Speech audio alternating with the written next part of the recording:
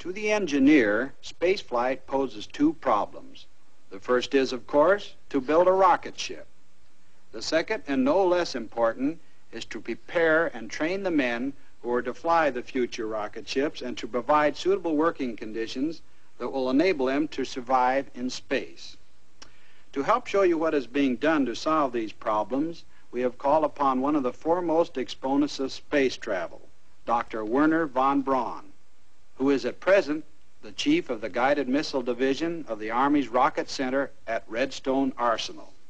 He was also overall director of the development of the original V-2 rocket. The training methods for future space flight and the special equipment needed for survival are much like those of present high-altitude flying. And the experiments we are making today are helping us to solve the more complex problems to come. Take the present-day pressurized flying suit, for example. It has been designed for use at extremely high altitudes and is a forerunner of the suits we will wear when we make that trip to the moon. To give you an idea of how engineers and medical men are working hand in hand, here are a few examples of the research that's being conducted at this time. This pressure suit is being worn in a test chamber where the air pressure can be dropped suddenly. Notice that the water boils at this low pressure, even though it is only at normal body temperature. Blood would do the same without the protection of the suit. In other tests, without the suit, where the drop in air pressure is less severe, we see that the body still reacts violently to a sudden decrease in pressure. Lieutenant Colonel John P. Stapp of the United States Air Force has subjected himself to the tremendous forces of a rocket sled that reaches a speed of over 632 miles per hour. The sled stops so quickly that Colonel Stapp's body becomes 35 times heavier than normal. From these tests, we have learned that man can take much greater acceleration forces than crew members of a rocket ship will undergo on a takeoff. Today's aircraft are so fast and so complicated that it has already become routine to train the crews on the ground without risking lives or equipment.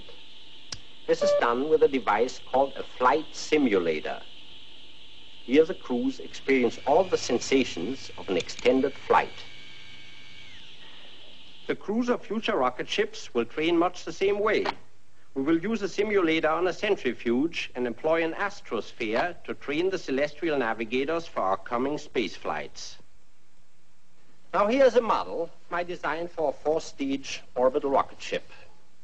Compared to the unmanned instrument rocket, it is quite large, but the overall size and weight of the rocket is mainly determined by the 11 tons weight of this top section. This weight dictates the amount of fuel and the numbers of motors needed to produce enough power to equalize the gravitational pull of the Earth.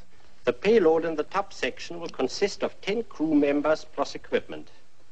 Notice the wings, small rocket motor, and landing gears. This is a section that must ultimately return the men to the Earth safely. To produce the energy needed to hurl this stage into the orbit, we need these 3 additional rocket-powered sections. Here we have a cutaway drawing of our rocket showing the location of the fuel and the motors of each section.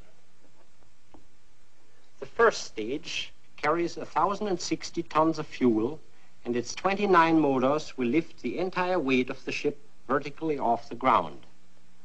The second stage has 8 motors and carries 155 tons of fuel. It will be dropped when its speed has reached 14,300 miles per hour.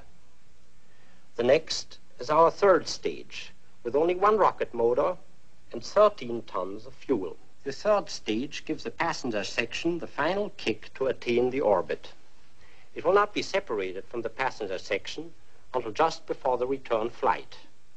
The third stage will be left in space, and a very small motor in the winged fourth stage will return the ship to the atmosphere so it can glide back to the base. If we were to start today on an organized and well-supported space program, I believe a practical passenger rocket could be built and tested within 10 years.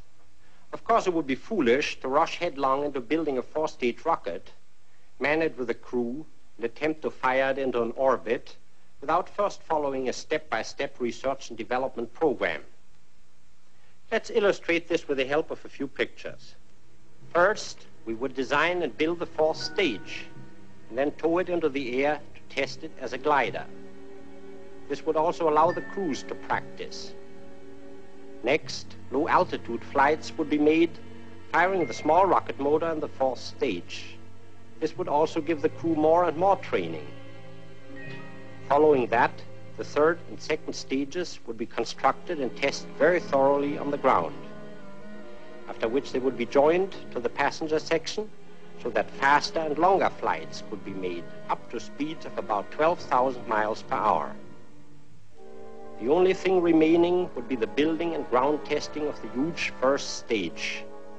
Then there would be no more test flights. When all the sections are joined together, the ship and its crew will be ready for man's first flight in space. Let's look ahead a few years and see how this might be accomplished.